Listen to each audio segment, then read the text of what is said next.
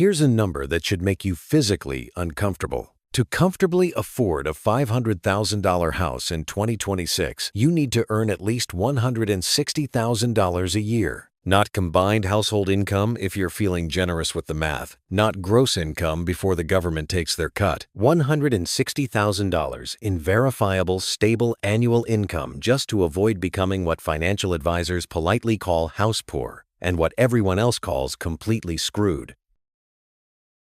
My name is Tom, and I spend probably too much time thinking about the gap between what people think they can afford and what the math actually says they can afford.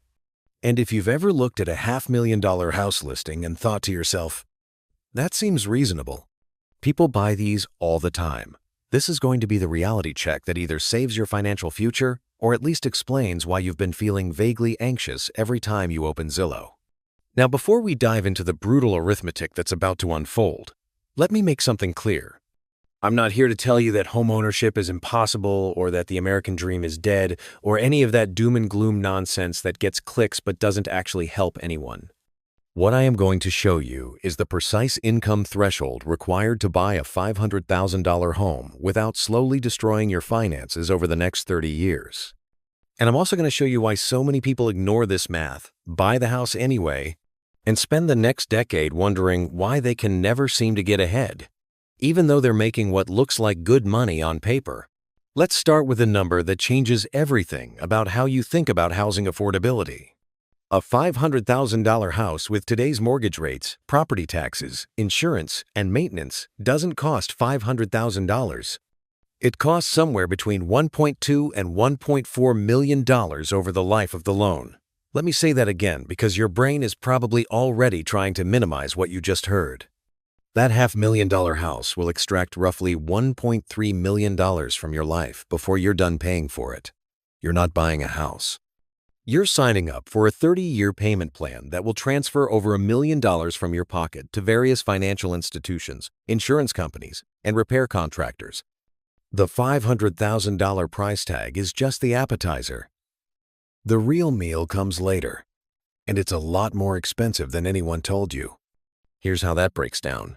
And this is where most people's eyes start to glaze over, which is exactly why most people make terrible housing decisions. The median 30-year fixed mortgage rate right now is hovering around 6%. That's actually lower than it was last year when rates were flirting with 7%, and significantly lower than the early 1982 when your parents or grandparents were paying 18%. So, in historical context, 6% isn't outrageous. But 6% on a large loan amount is still absolutely massive in terms of what you'll actually pay over the life of that loan. On a $500,000 home with 20% down, you're financing $400,000. At 6% over 30 years, your principal and interest payment comes to roughly $2,400 per month. Now, if you're making decent money, that number might not immediately terrify you. $2,400 a month sounds like something a professional with a good job could handle. And you'd be right, if that were your actual housing cost. But it's not. It's not even close. That $2,400 is just the beginning of what this house is going to cost you every single month for the next 3 decades. Property taxes vary wildly by location, and this is something a lot of first-time buyers don't fully appreciate until they get their first tax bill. In some states, like New Jersey or Illinois, you might pay 2% or more of your home's value every single year. In other states like Hawaii or Alabama, you might pay less than 0.5%. The national average sits around 1.1% of the home's assessed value per year. On a $500,000 house, that's $5,500 annually, or about $460 per month added to your mortgage payment. And here's the thing about property taxes that nobody mentions in the house hunting process. They tend to go up over time. That $460 per month in year 1 might be $500 or $550 per month by year 10. Counties need money, and your property is one of their favorite places to find it. Homeowners insurance has been increasing dramatically over the past few years, and if you've been renting, this might come as a shock. The national average for homeowners insurance is now sitting around $2,400 per year for a home in this price range, and in some states it's significantly higher. Florida, Louisiana, and other coastal areas have seen insurance premiums double or even triple in recent years, as insurers try to account for increasing climate-related risks. But even in relatively safe areas, you're looking at roughly $200 per month just for the privilege of having insurance that will hopefully cover you if something catastrophic happens. That's another $200 added to your monthly housing cost that has nothing to do with actually paying for the house itself. And if you didn't put 20% down, which statistically most first-time buyers don't because saving $100,000 for a down payment is nearly impossible for most people, you're also paying private mortgage insurance. PMI exists to protect the lender, not you, in case you default on your loan. And it typically costs between 0.5% and 1% of your loan amount annually. On a $400,000 loan, that's somewhere between $160 and $330 per month in additional cost until you've built enough equity to have it removed. So if you put down 10% instead of 20%, you're not just financing more money, you're also paying an extra couple $100 per month for insurance that doesn't benefit you at all. So let's add this up. Principal and interest at $2,400, property taxes at $460, homeowners insurance at $200. If you're paying PMI, add another $200. That's already somewhere between $3,000 and $3,200 per month just to make your mortgage payment. And we still haven't talked about the money pit that is actually owning and maintaining a house.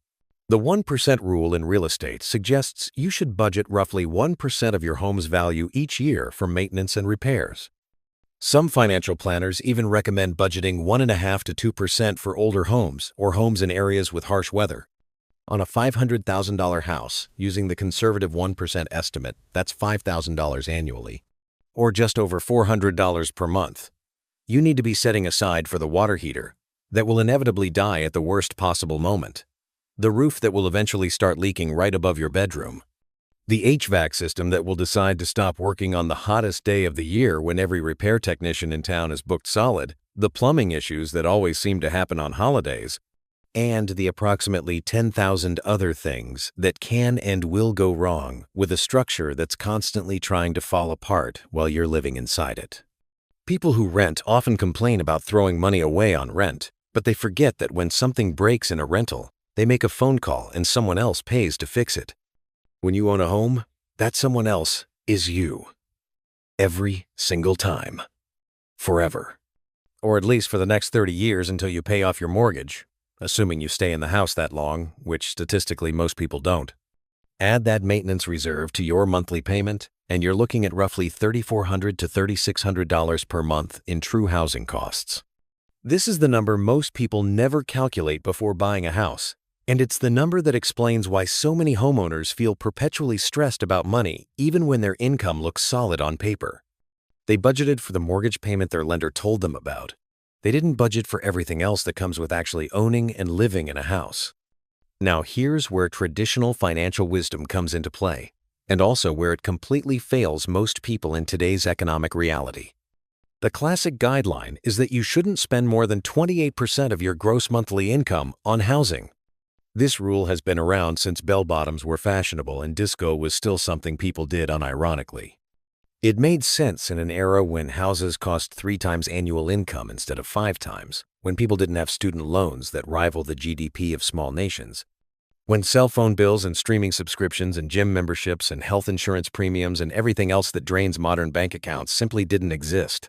The 28% rule was created for a world where your housing payment was your main financial obligation and everything else was manageable. That world doesn't exist anymore for most people. Today, the average American household is juggling car payments, student loans, credit card debt, childcare costs, healthcare costs, and the general expense of existing in an economy where the price of everything has increased faster than wages for decades. But let's use this rule anyway because it's still the standard that lenders reference when deciding how much they're willing to loan you. If your true housing cost is $3,400 per month and that should represent no more than 28% of your gross income, the math works out to a required gross monthly income of just over $12,000. Multiply that by 12 months, and you get roughly $145,000 per year in gross income, just to hit the traditional affordability threshold. But here's the problem with that calculation, and this is where a lot of people get themselves into trouble. The 28% rule was designed for a different financial landscape, with different financial pressures.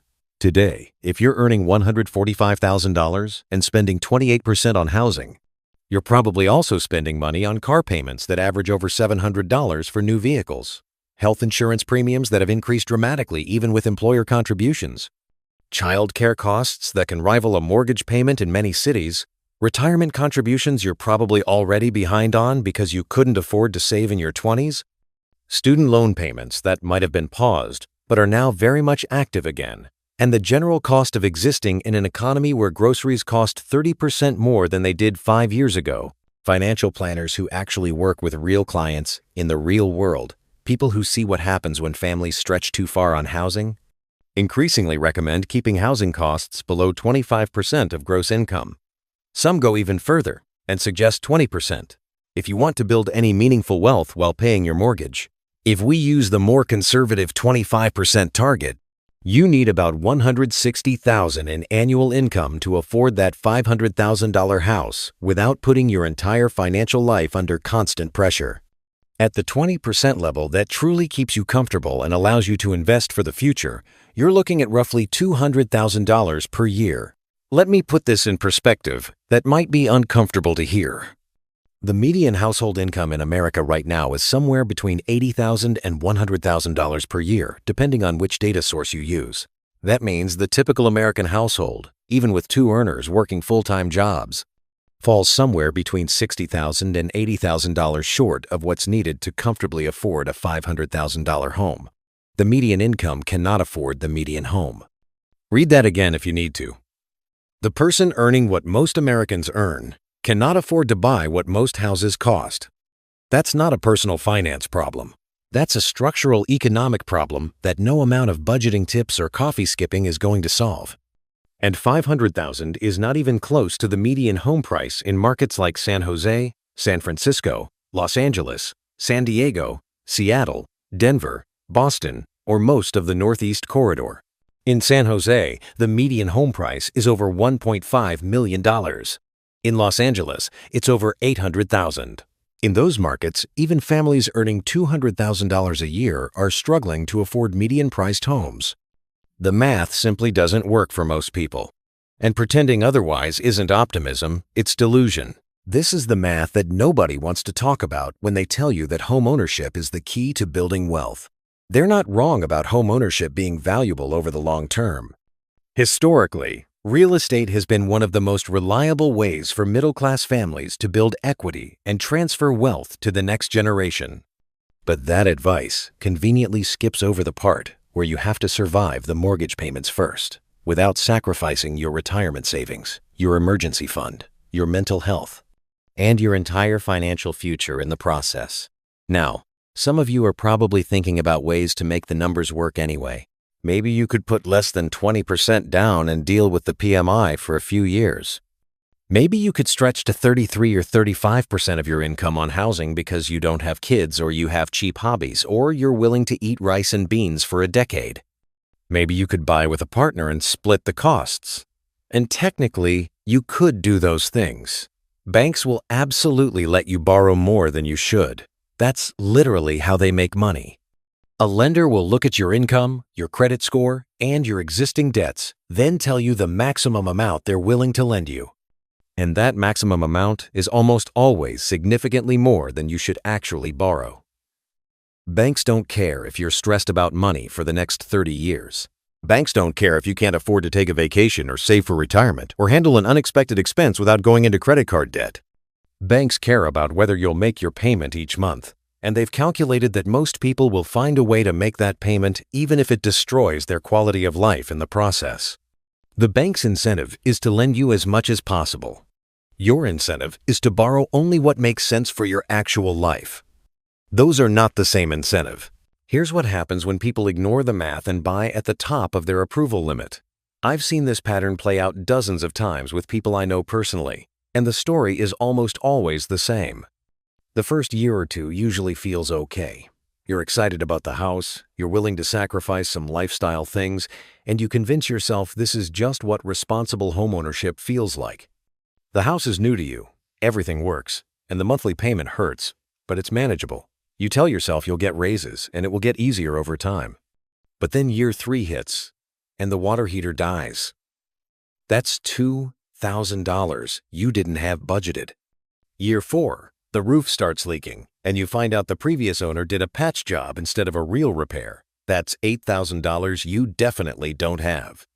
Year 5, the HVAC system goes out during a heat wave, and you have to choose between putting the repair on a credit card or literally melting inside your house.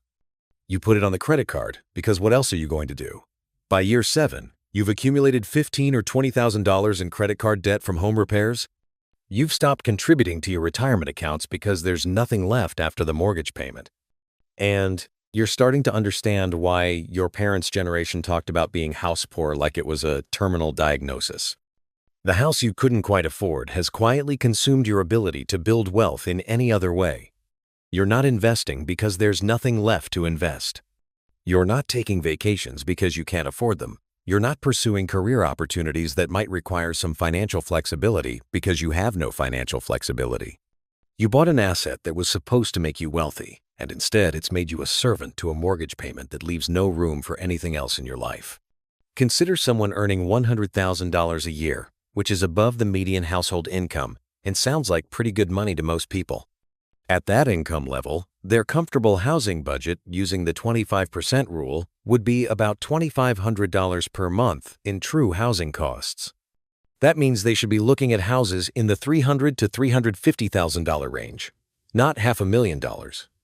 But in many markets, $300,000 doesn't buy you much house at all. In some markets, it doesn't buy you any house. So they stretch to buy the $500,000 place because it's what's available in a decent neighborhood with decent schools, and it's what all their friends and coworkers seem to be buying. And then they spend the next decade wondering why they feel perpetually broke despite making 6 figures. They wonder why they can't seem to save anything. They wonder why every unexpected expense feels like a crisis. They wonder why they're not building wealth like all the personal finance books promised they would. The answer is simple. They're spending 40% of their gross income on housing instead of 25%. And that 15% difference is the margin that would have allowed them to actually build wealth instead of just servicing debt. Now consider someone else earning the same $100,000 who buys a $325,000 house instead. Their monthly housing cost is around $2,200.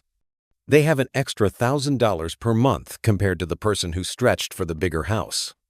Over 10 years, that extra $1,000 invested in a simple index fund at average market returns becomes roughly $170,000. That's the cost of stretching for a house you can't quite afford. It's not just the stress and the financial pressure. It's the opportunity cost of all the wealth you didn't build because your housing payment consumed everything. The gap between what banks approve and what actually makes financial sense is where most housing-related financial disasters are born, and nobody teaches you this until it's too late. So what does this mean for you if you're thinking about buying a $500,000 house in 2026? Let me give you a framework that actually works in the real world. First, be brutally honest about your true housing costs. Don't just look at principal and interest. Add property taxes for your specific location, not the national average. Add homeowners insurance quotes for the actual house you're considering. Add PMI if you're putting down less than 20%. And add a maintenance reserve of at least 1% of the home's value annually. This is your real monthly number, and it's the one you need to measure against your income. If a lender tells you that you can afford a certain payment but doesn't include all these costs, they're not lying to you exactly, but they're not telling you the whole truth either.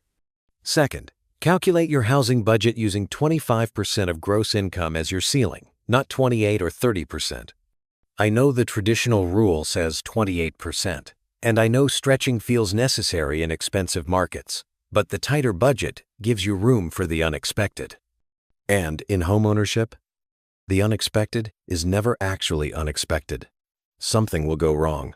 Something will break. Something will cost more than you planned. Having margin in your budget is what prevents those inevitable surprises from becoming financial emergencies.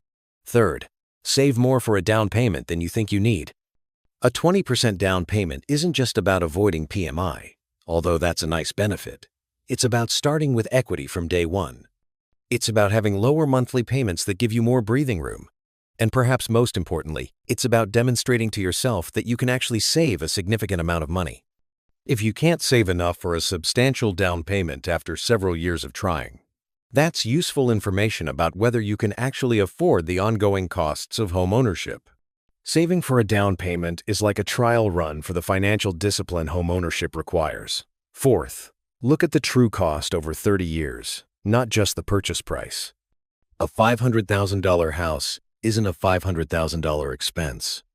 It's a commitment to pay roughly $1.3 million over the next 3 decades when you factor in interest, taxes, insurance, and maintenance. Make sure your future self will thank you for that decision, not resent you for it. Think about where you want to be financially at 50 or 60 years old and ask whether this house helps you get there or makes it harder. Fifth, accept that the house you can actually afford might be smaller, in a different neighborhood, or in a different city than the one you've been fantasizing about. There's nothing wrong with buying a $300,000 starter home, building equity for 5 to 7 years, and then upgrading when your income has grown and your financial foundation is more solid. There is something seriously wrong with buying a house that forces you to sacrifice your financial health, your retirement savings, and your peace of mind for the next decade or more. Sixth, don't let social pressure drive your housing decisions. Your coworker who just bought a $500,000 house might be making more money than you. Or they might be drowning in debt and putting on a brave face. You have no idea what's actually happening in other people's finances, so comparing yourself to them is pointless. Make decisions based on your numbers, your situation, and your goals. The only person who has to live with the consequences of your financial choices is you. Here's what nobody talks about but everyone needs to hear. There is no prize for buying a house you can't comfortably afford. There's no trophy for being house poor. There's no achievement unlocked for making your mortgage payment while skipping retirement contributions and accumulating credit card debt. The stress of barely making your monthly payment will erase any pride you felt the day you got the keys. Your home is supposed to be a place of peace and security, not a source of constant financial anxiety that follows you everywhere you go. The real question isn't whether you can technically get approved for a $500,000 mortgage. Banks will approve you for all kinds of things that aren't good for you. The real question is whether owning that specific house at that specific price will actually improve your life or just transfer your wealth to lenders, insurance companies, and repair contractors while leaving you financially stuck for decades. For some people, earning $160,000 or more with stable jobs, low debt, and solid emergency funds, a $500,000 house is a reasonable purchase that fits within a healthy financial picture. For others earning less than that, or earning that amount but carrying significant other debts, trying to make the numbers work is like trying to fit into jeans from high school. You might be able to squeeze into them if you really try, but you won't be comfortable, you won't be able to move freely, and eventually something is going to give. The housing market will tell you that prices only go up and you need to buy now before you're priced out forever. Real estate agents will tell you that now is always a good time to buy because that's how they make their living. Banks will tell you exactly how much they're willing to lend you because lending money is their entire business model.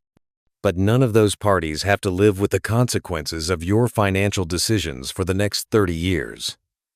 None of them will be there when you're stressed about making the payment. None of them will help you when the roof needs replacing and you don't have the money. You're the one who has to live with this decision every single day. Make sure it's a decision you can actually live with. So before you fall in love with that $500,000 listing with the nice kitchen and the updated bathrooms and the backyard that would be perfect for summer barbecues, run the numbers, all of them. The principal and interest and taxes and insurance and maintenance and repairs and unexpected emergencies that will inevitably arise. Calculate what you can truly afford based on conservative guidelines, not aggressive lending standards designed to maximize what banks can extract from you over 3 decades. And if the math tells you that $500,000 is beyond your comfortable range, that's not a failure. That's not something to be embarrassed about. That's information. Valuable information you can use to make a smarter decision about what to buy, when to buy, and how to protect your financial future while still achieving the goal of homeownership. Because here's the truth. that the housing industry doesn't want you to internalize. Buying a house that's slightly below what you can afford is one of the smartest financial moves you can make. It gives you room to breathe when things go wrong. It lets you continue investing for retirement while you're still young enough for compound interest to work its magic. It means one unexpected expense doesn't spiral into a financial crisis that takes years to recover from. It means your home actually adds to your quality of life instead of consuming every dollar you earn and leaving nothing for anything else. The math on a $500,000 house in 2026 is indeed brutal. But understanding that math, really understanding it, and making decisions based on it, is exactly what separates people who build wealth through homeownership from people who spend 30 years feeling trapped by a decision they made when they were trying to keep up with people who weren't paying attention to them. Anyway, you deserve a house. You also deserve financial peace. You deserve to be able to sleep at night without worrying about how you're going to make next month's payment. You deserve to have money left over after your housing costs to invest in your future and enjoy your present. And with the right information and the discipline to act on it, you can have both. Just maybe not in the same $500,000 package you've been dreaming about. And honestly, that's okay. Because a smaller house with financial peace is worth infinitely more than a bigger house with constant financial stress. Run the numbers, trust the math, and make the decision that your future self will thank you for.